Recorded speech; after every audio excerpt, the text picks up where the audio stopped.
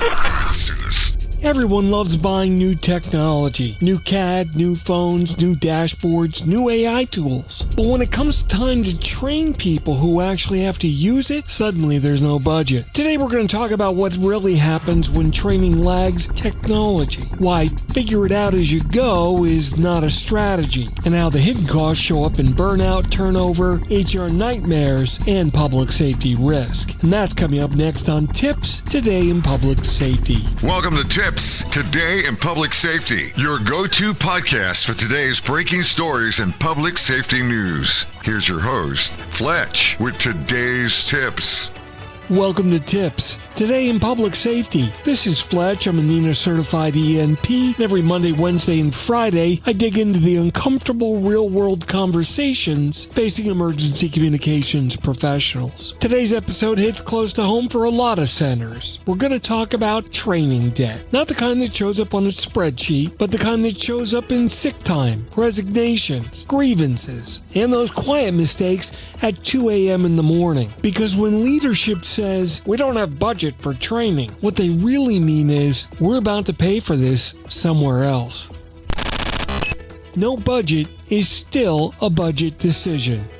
Let's get this out of the way right away. There is no such thing as no budget. There's only where you choose to spend the money. Organizations routinely find funding for new platforms, new software modules, new compliance requirements, and new reporting mandates. But training often gets treated like an optional accessory. So instead, staff is told you'll learn it on shift. There's a manual somewhere. Ask the person next to you. And the famous, hey, didn't the vendor do a webinar 6 months ago? That's not cost savings.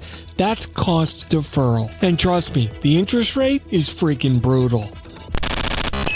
Employee shrinkage isn't a mystery.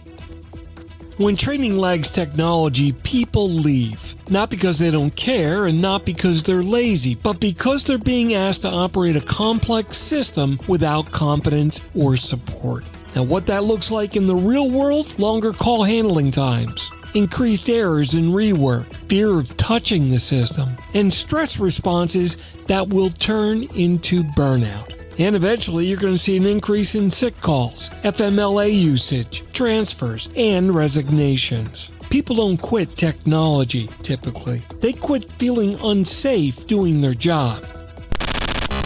The HR fallout that nobody plans for.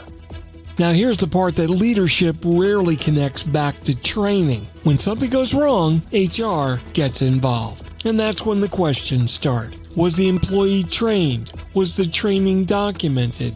Was it updated after the system change? Was proficiency verified? And when your answer is, well, they were shown once, that's not defensible. And that opens up a can of worms of performance improvement plans, grievances, union involvement, claims of inadequate support, and claims of hostile or unsafe working conditions. And it's all because training was treated as optional.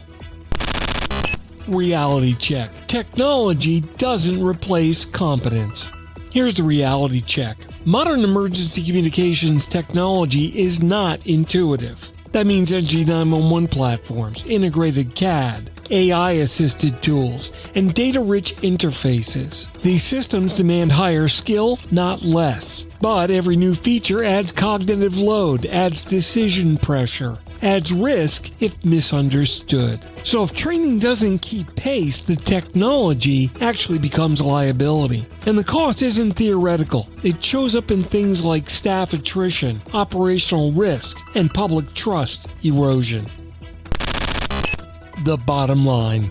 Look, here's the bottom line. If you can afford the technology, you can afford the training. If you choose not to fund training, you're actually choosing higher turnover, higher HR exposure, lower performance, and higher risk to the public. Don't think of training as a perk. Think of training as infrastructure. And when training lags technology, the bill still comes due, just not from the line item that you expected.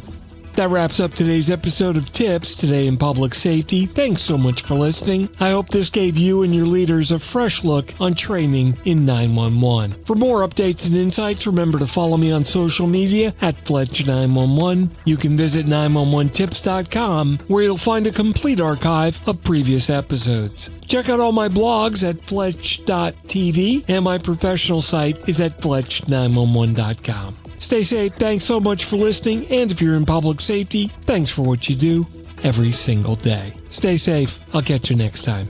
You've been listening to TiPS, Today in Public Safety, your go-to podcast for today's breaking stories and public safety news. Hosted by Fletch and available every Monday, Wednesday, and Friday. Catch past episodes on 911tips.com. Be sure to like and subscribe, and remember to join us each week for the latest on NG 911. I am Spider Harrison, the official 911 voiceover dude. Catch me on Sirius XM on various channels, including 90s on 9, the 10 spot, and on the Weekend Countdown on Hits 1. Or don't regret it for the rest of your life. Either way, I'm good.